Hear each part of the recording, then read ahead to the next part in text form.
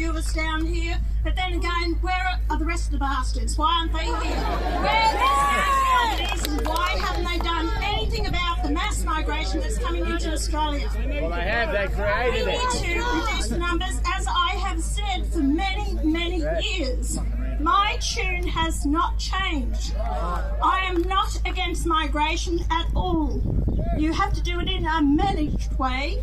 You have to do it in the right people who want to assimilate. But if you listen to Burke, 100%. Minister Burke, he doesn't believe they should actually assimilate. Didn't he say that? I don't believe people should assimilate.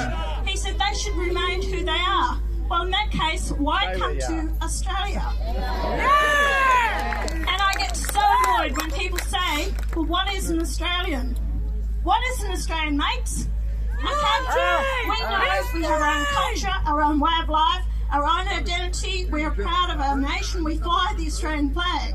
We don't fly the Italian flag, the British flag, the flag of the USA or any other flag. We are Australians. And yesterday was the day where we commemorated those men and women that have fought and died and lost their lives to ensure that we have a decent standard of living, way of life and our security, who we are as Australians. That's what it's about. Yeah! What can we do for the future? You know, the number of people that have come up to me today and said, thank you. Thank you. Thank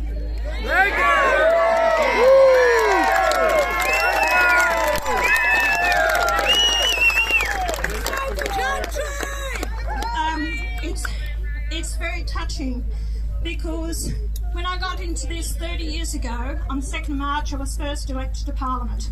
Came out of my small business, and I stood my ground on one issue: equality for all Australians. The Liberal Party or John Howard, that's when they threw me out of the Liberal Party.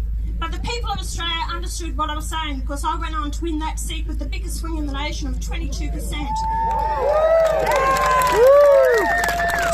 that is still my message: equality for all Australians. And I was just talking to Kangaroo Jack, and we're on the He's a great guy, isn't he? First time I've met him and had a talk with him, and we're on the same page. I said, well, let's work together. Let's pull this country together. Regardless of your background or religious empires, that's got nothing to do with it. And I still stand for equality for all Australians. Get rid of these departments, Aboriginal departments, that you'll get looked after on an individual needs basis, not based on your cultural background or your race. We all need that assistance. That's where my job as a Member of Parliament is, not for Palestine, not for Gaza, not for Israel, not for Britain, anyone else.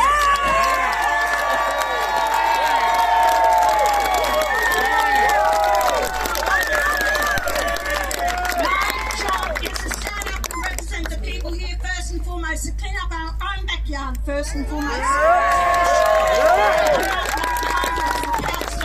To look after our veterans, those people that are being discarded and thrown to one side and not being looked after by our governments. I want to see unity in our nation. That's what's so important to me. And I want to see people, the young ones, coming forward that they want to own their own homes. They cannot afford to rent a house. I had a young kid over here. He's only about, I'd say about 10. He said, I want to be a farmer. And his mother's saying, I want him to be a farmer. We are not looking after our farming sector either. We're destroying them, their ability to grow the food for our own nation, but also to export it. We're seeing this country going to an absolute mess. But there are many things that we're fighting for in this Parliament, for you, the people. As the party is growing, and I thank you for your support and you've become a member, thank you very, very much for that. We won 7 seats in South Australia.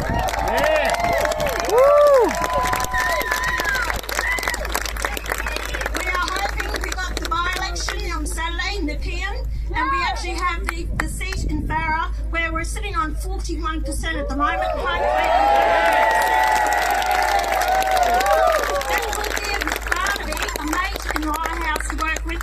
So that'll be great. Barnaby is absolutely loving being with One Nation. It's purpose that he can say what he wants to say. He's not being controlled. I don't control my members of parliament because we all are on the same page, working for you without fear or favour. So, to each and every one of you that have turned up here today, you are the voice. Never forget that. You have a right to have a voice, you have a right to have an opinion, and make sure you use that. Otherwise, these governments around the country will suppress you as much as they can, put you down, and that's where we have to bring our freedom of speech back. And that's why I was pushing for it to be enshrined in our Constitution, our right to freedom of speech. Yeah. And just to let you know, we will repeal those hate speech laws. We have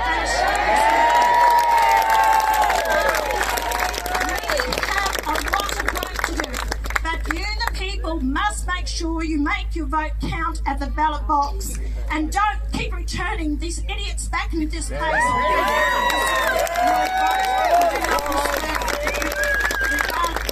Regard you at all. We are all Aussies. Thank you very much from the bottom of my heart.